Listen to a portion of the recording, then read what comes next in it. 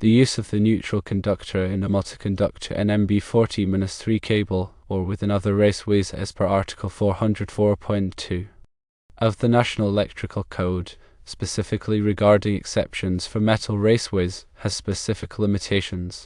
According to the code, the neutral conductor in such a cable cannot be used as a return conductor from a three-way switch to a switched outlet.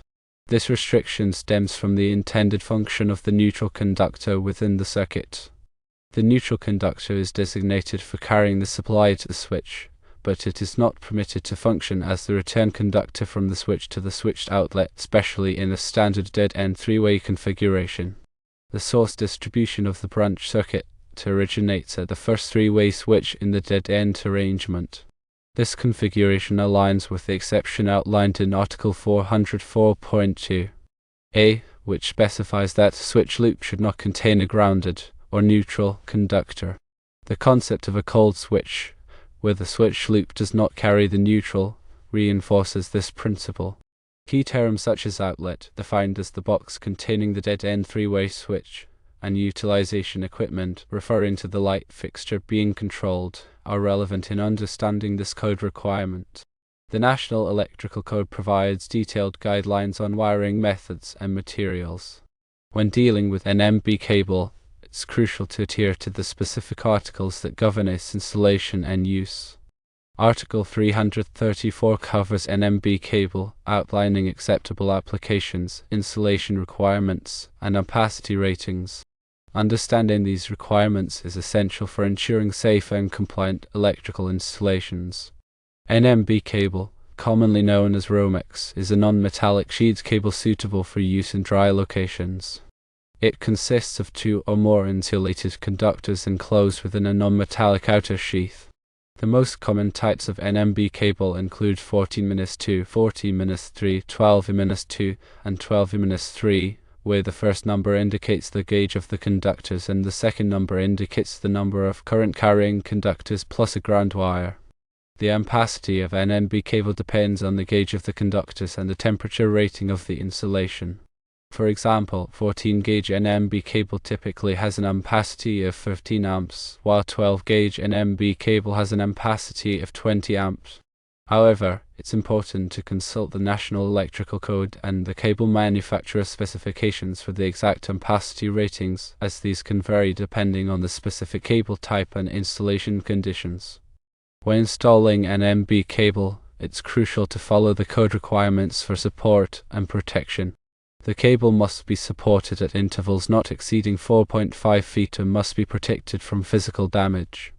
This can be achieved by running the cable through conduit or using cable staples to secure it to the building structure. In addition to the general requirements for NMB cable, there are specific rules that apply to switch loops. A switch loop is a circuit that connects a switch to a light fixture or other electrical load.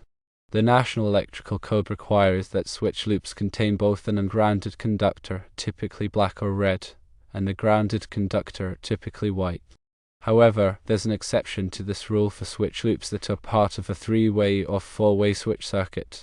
In these cases, the switch loop can consist of two or more ungrounded conductors without a grounded conductor. This is because the grounded conductor is not needed to complete the circuit, as the current flows through the ungrounded conductors to the light fixture and back to the source. When wiring a three-way switch circuit, it's important to correctly identify the common, traveler, and neutral terminals on the switches. The common terminal is the one that is connected to the power source, while the traveler terminals are connected to the corresponding terminals in the other switch. The neutral terminal is connected to the neutral wire in the circuit. To ensure proper operation of the three-way switch circuit, it's crucial to connect the wires to the correct terminals. If the wires are not connected correctly, the circuit may not work as expected, or it could even create a safety hazard. The National Electrical Code also addresses the use of different colored wires in electrical circuits. Typically, black and red wires are used for ungrounded conductors, white wires are used for grounded conductors, and green or bare wires are used for grounding conductors. However, there are exceptions to these rules, particularly in switch loops. In a switch loop, the white wire can be used as an ungrounded conductor, provided that it is permanently re-identified at both ends with black tape or marker. This is to indicate that the white wire is being used for a purpose other than as a neutral conductor. When working with electrical circuits, it's always important to follow the National Electrical Code and to take appropriate safety precautions. This includes wearing safety glasses and gloves, using insulated tools, and turning off the power to the circuit before working on it. Failure to follow these precautions could result in serious injury or even death.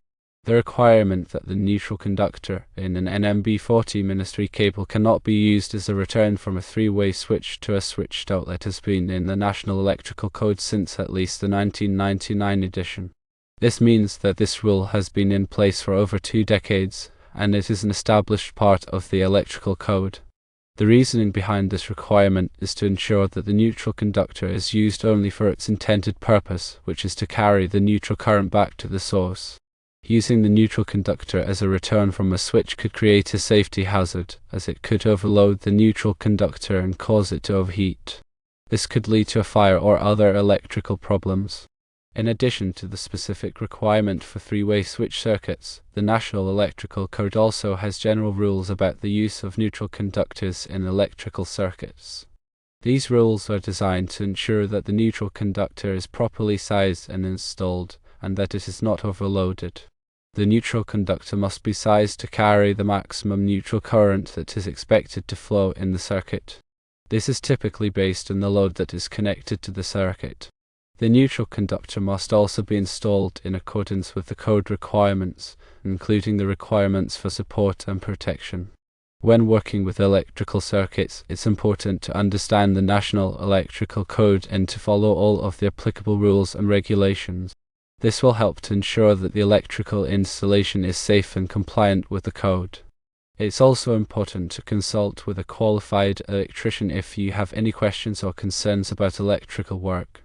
A qualified electrician can provide guidance and assistance to ensure that the electrical installation is done correctly and safely.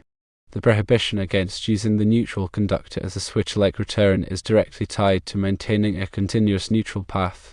If the neutral were interrupted by the switch, it could lead to voltage imbalances and potential hazards. The concept of a switch loop itself is crucial. The exception mentioned, allowing a switch loop to omit the grounded conductor, applies only when the wiring method is entirely within the switch enclosure and the outlet box being fed. If any portion of the wiring extends beyond these enclosures, the neutral must be present. This brings into play Article 300.3. B, which discusses the requirement for all conductors of a circuit to be run together in the same raceway, cable, or trench. This is to minimize inductive reactance and ensure proper impedance, especially important in longer runs and higher current circuits. It's not just about safety, but also about efficient power delivery. The code's intent is always paramount. Even if a specific installation seems to meet the letter of the code, it's crucial to consider the underlying intent. For example, if a wiring configuration technically complies but creates an unsafe or unreliable situation, the authority having jurisdiction, or UJ, has the power to reject it. This underscores the importance of understanding the why behind the code rules, not just the what. Moreover, the presence of a neutral conductor is critical for certain types of lighting and electronic equipment. Many modern LED drivers and electronic ballasts require a neutral connection to function properly. If the neutral is absent, these devices may not operate correctly, or they could even be damaged. The evolution of lighting technology has played a significant role in shaping the code requirements for neutral conductors. As lighting systems have become more sophisticated, the need for a reliable neutral connection has increased. Furthermore, the code addresses the identification of conductors. As mentioned earlier, a white wire can be used as an ungrounded conductor in a switch loop, but it must be clearly re-identified. This is typically done with black electrical tape or a permanent marker. The purpose of this re-identification is to prevent confusion and to ensure that electricians can easily identify the function of each conductor in the circuit. It is also important to consider voltage drop in electrical circuits. Voltage drop is the decrease in voltage that occurs as electricity flows through a conductor. Excessive voltage drop can cause lights to dim, motors to run slowly, and other electrical equipment to malfunction. The National Electrical Code provides guidelines for calculating voltage drop and for selecting conductors that are large enough to minimize voltage drop. Voltage drop is more pronounced in longer circuits and in circuits that carry high currents. Therefore, it's especially important to consider voltage drop when wiring three-way switch circuits that are located far from the power source. The type of wiring method used can also affect voltage drop. For example, an MB cable typically has a higher voltage drop than conduit because the conductors in an MB cable are not as tightly packed together. In addition to voltage drop, it's also important to consider the ampacity of the conductors. The ampacity is the maximum amount of current that a conductor can safely carry. The National Electrical Code provides tables that list the ampacity of different types of conductors based on their size and temperature rating. It's important to select conductors that have an ampacity that is sufficient for the load that is connected to the circuit. If the conductors are too small, they could overheat and cause a fire. When working with electrical circuits, it's crucial to follow the National Electrical Code and to take appropriate safety precautions. This includes wearing safety glasses and gloves, using insulated tools, and turning off the power to the circuit before working on it. Failure to follow these precautions could result in serious injury or even death. The National Electrical Code is a complex document, and it can be difficult to understand all of the rules and regulations. Therefore, it's always a good idea to consult with a qualified electrician if you have any questions or concerns about electrical work. A qualified electrician can provide guidance and assistance to ensure that the electrical installation is done correctly and safely. The information provided here is intended for general educational purposes only and should not be considered a substitute for professional electrical advice. Always consult with a qualified electrician before performing any electrical work. Remember that local codes and regulations may vary, so it's essential to comply with all applicable requirements in your area. Electrical work can be dangerous, and it's important to take all necessary precautions to protect yourself and others from harm. Always prioritize safety when working with electricity. The presence of a continuous neutral path is also crucial for proper operation of ground fault circuit interrupters, or GFCIs, and arc fault circuit interrupters, or RFCIs. These devices are designed to protect against electrical shock and fires by detecting abnormal current flow. A GFCI detects a difference in current between the hot and neutral conductors, which indicates that current is leaking to ground. An RFCI detects arc faults, which are dangerous electrical discharges that can occur due to damaged or worn wiring. Both GFCIs and RFCIs require a continuous neutral path to function properly. If the neutral is interrupted, these devices may not be able to detect faults, and they could fail to provide protection. Therefore, it's essential to ensure that the neutral conductor is properly connected and that there are no breaks or discontinuities in the neutral path. In addition to GFCIs and RFCIs, there are other types of safety devices that rely on a continuous neutral path. These include surge protectors and voltage stabilizers. Surge protectors protect electronic equipment from voltage spikes, while voltage stabilizers maintain a constant voltage supply. Both of these devices require a neutral connection to function properly. Therefore, it's important to ensure that the neutral conductor is properly connected and that there are no breaks or discontinuities in the neutral path. The National Electrical Code also addresses the grounding of electrical systems. Grounding is the process of connecting electrical equipment and wiring to the earth. Grounding provides a path for fault current to flow back to the source, which helps to trip circuit breakers and prevent electrical shock. The grounding conductor is typically a green or bare wire that is connected to a grounding electrode, such as a ground rod or a metal water pipe. The National Electrical Code specifies the requirements for grounding electrical systems, including the size and type of grounding conductor, a location of the grounding electrode, and the methods for connecting the grounding conductor to the electrical equipment and wiring. Proper grounding is essential for electrical safety, and it's important to follow the code requirements when grounding electrical systems. Failure to properly ground an electrical system could result in electrical shock, fire, or other hazards. The National Electrical Code is constantly evolving to keep pace with new technologies and safety concerns. Therefore, it's important to stay up to date on the latest code requirements. The National Electrical Code is updated every 3 years, and it's available from the National Fire Protection Association, or NFPA. You can also find information about the National Electrical Code online from various sources. However, it's important to ensure that the information you are using is accurate and up to date. The best way to stay informed about the National Electrical Code is to attend training courses and seminars that are offered by qualified electrical instructors. These courses can provide you with the knowledge and skills you need to safely and effectively install and maintain electrical systems. In addition to the National Electrical Code, there may be other codes and regulations that apply to electrical work in your area. These codes and regulations may be adopted by state or local governments, and they may be more stringent than the National Electrical Code. It's important to check with your local building department to determine what codes and regulations apply to electrical work in your area. Compliance with all applicable codes and regulations is essential for electrical safety. Failure to comply could result in fines, penalties, or even legal action. Therefore, it's always a good idea to consult with a qualified electrician before performing any electrical work. A qualified electrician can help you to understand the applicable codes and regulations and to ensure that the electrical installation is done correctly and safely.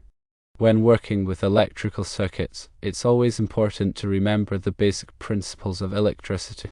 These principles include Ohm's law, which states that voltage is equal to current times resistance, and Kirchhoff's laws, which state that the sum of the currents entering a junction is equal to the sum of the currents leaving the junction, and that the sum of the voltages around a closed loop is equal to 0. Understanding these principles is essential for troubleshooting electrical circuits and for designing new electrical installations. It's also important to understand the different types of electrical circuits, such as series circuits, parallel circuits, and series parallel circuits.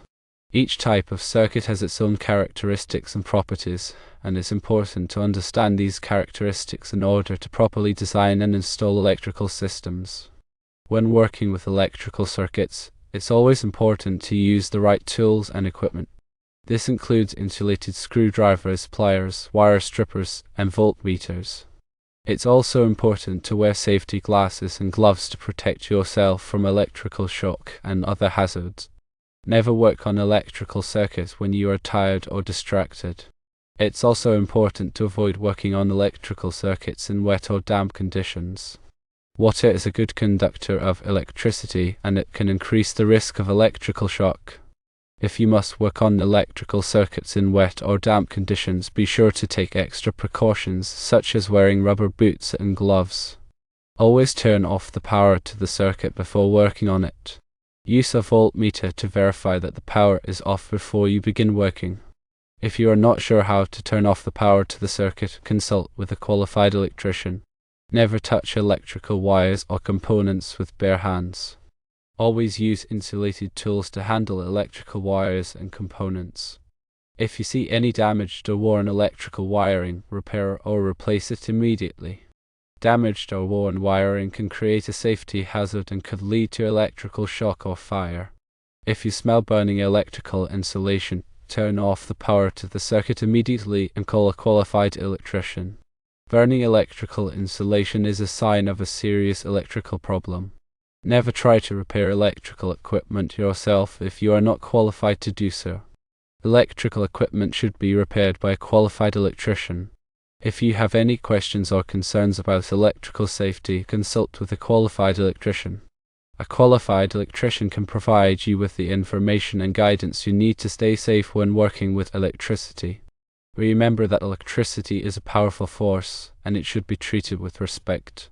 By following these safety tips, you can protect yourself and others from electrical shock and other hazards. The code change history provides valuable insight. By researching when specific rules were added, modified, or deleted, one can gain a better understanding of the rationale behind the code and how it has evolved to address new challenges and technologies. The UL listing of electrical components and equipment is another crucial aspect. All, or Underwriters Laboratories, is an independent organization that tests and certifies electrical products to ensure that they meet safety standards.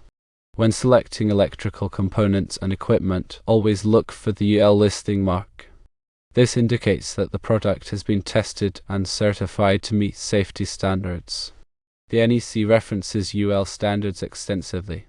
For example, the type of wire connectors that are permitted for use in a particular application is often determined by UL standards. The NEC also specifies the types of equipment that must be UL listed. This ensures that electrical equipment is safe and reliable.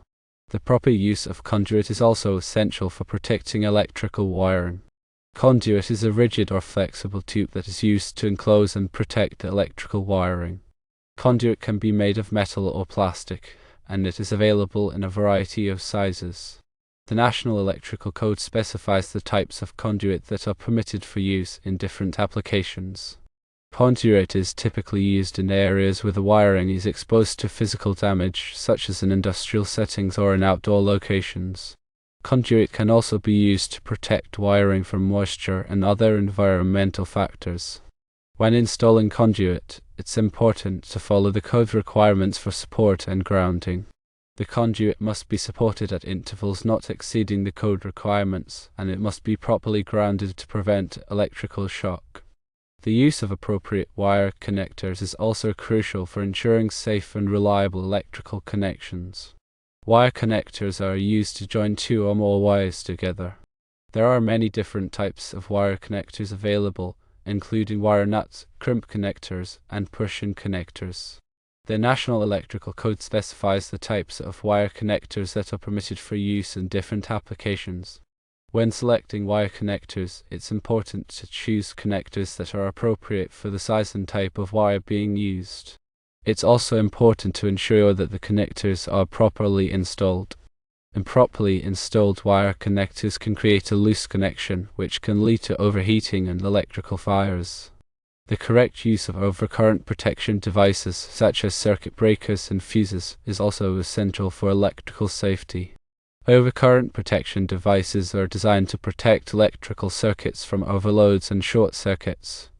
When an overcurrent occurs, the overcurrent protection device will trip, interrupting the flow of electricity to the circuit. The National Electrical Code specifies the size and type of overcurrent protection devices that are required for different types of circuits. It's important to select overcurrent protection devices that are appropriate for the load that is connected to the circuit. If the overcurrent protection device is too small, it will trip prematurely, causing nuisance outages. If the overcurrent protection device is too large, it will not provide adequate protection, and the circuit could overheat and cause a fire. Regular inspection and maintenance of electrical systems is also essential for ensuring safety and reliability. The electrical system should be inspected periodically by a qualified electrician. The inspection should include a visual inspection of the wiring, connections, and equipment. The electrician should also test the operation of the overcurrent protection devices and other safety devices. Any problems that are found during the inspection should be repaired promptly. Regular maintenance of electrical systems can help to prevent electrical fires and other hazards. This includes keeping electrical equipment clean and free of dust and debris. It also includes lubricating moving parts and tightening loose connections. By following these maintenance tips, you can help to ensure that your electrical system operates safely and reliably. Finally, it's always important to remember that electrical work can be dangerous. If you are not qualified to perform electrical work, do not attempt to do so. Hire a qualified electrician to perform any electrical work that you are not comfortable with. A qualified electrician has the knowledge and experience to perform electrical work safely and correctly. By following these safety tips and by hiring a qualified electrician when needed, you can help to ensure that your electrical system is safe and reliable.